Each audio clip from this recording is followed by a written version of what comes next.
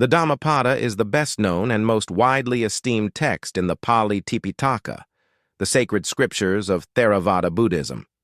The work is included in the Sutta Pitaka, but its popularity has raised it far above the single niche it occupies in the scriptures to the ranks of a world religious classic.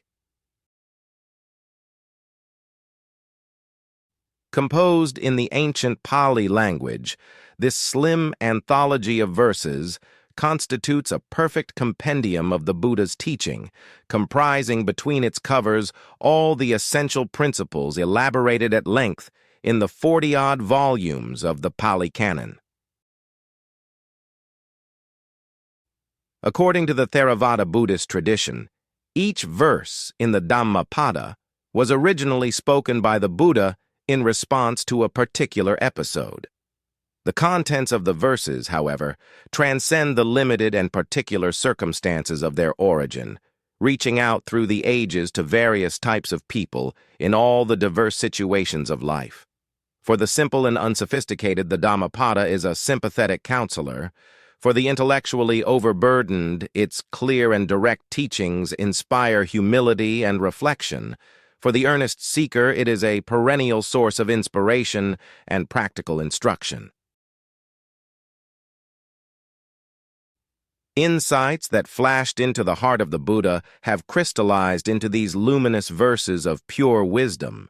As profound expressions of practical spirituality, each verse is a guideline to right living.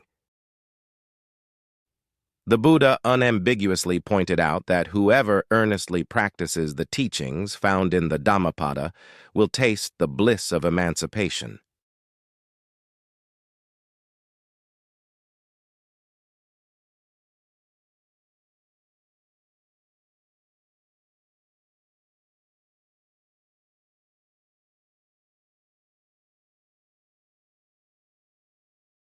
One. Mind precedes all mental states. Mind is their chief. They are all mind-wrought. If with an impure mind a person speaks or acts, suffering follows him like the wheel that follows the foot of the ox. 2. Mind precedes all mental states. Mind is their chief. They are all mind-wrought. If, with a pure mind, a person speaks or acts, happiness follows him like his never-departing shadow. 3. He abused me, he struck me, he overpowered me, he robbed me. Those who harbor such thoughts do not still their hatred.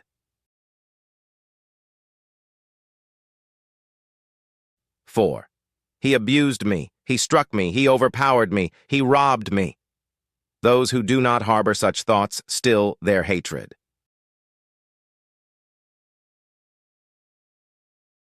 5. Hatred is never appeased by hatred in this world. By non-hatred alone is hatred appeased. This is a law, eternal.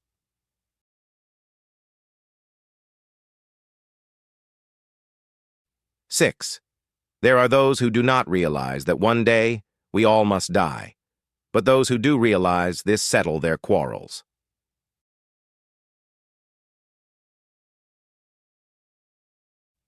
7. Just as a storm throws down a weak tree, so does Mara overpower the man who lives for the pursuit of pleasures, who is uncontrolled in his senses, immoderate in eating, indolent, and dissipated. 8. Just as a storm cannot prevail against a rocky mountain, so Mara can never overpower the man who lives meditating on the impurities, who is controlled in his senses, moderate in eating, and filled with faith and earnest effort.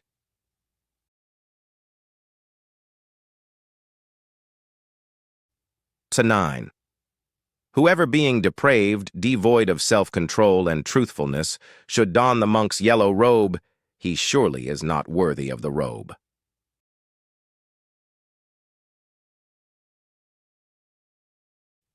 10.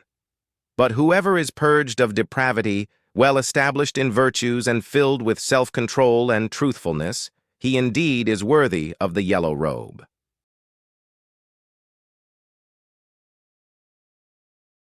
11. Those who mistake the unessential to be essential and the essential to be unessential, dwelling in wrong thoughts, never arrive at the essential. 12. Those who know the essential to be essential and the unessential to be unessential, dwelling in right thoughts, do arrive at the essential.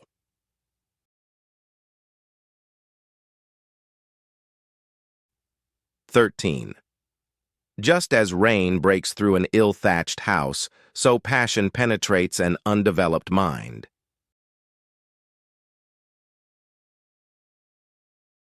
14. Just as rain does not break through a well-thatched house, so passion never penetrates a well-developed mind. 15. The evildoer grieves here and hereafter. He grieves in both the worlds. He laments and is afflicted, recollecting his own impure deeds. 16.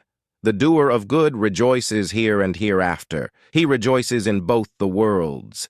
He rejoices and exults, recollecting his own pure deeds. 17. The evildoer suffers here and hereafter. He suffers in both the worlds. The thought, "Evil have I done," torments him, and he suffers even more when gone to realms of woe.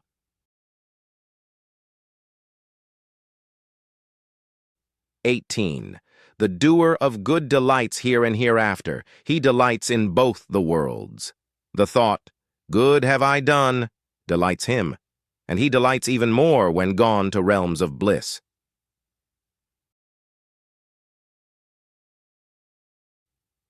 19. Much though he recites the sacred texts, but acts not accordingly, that heedless man is like a cowherd who only counts the cows of others. He does not partake of the blessings of the holy life.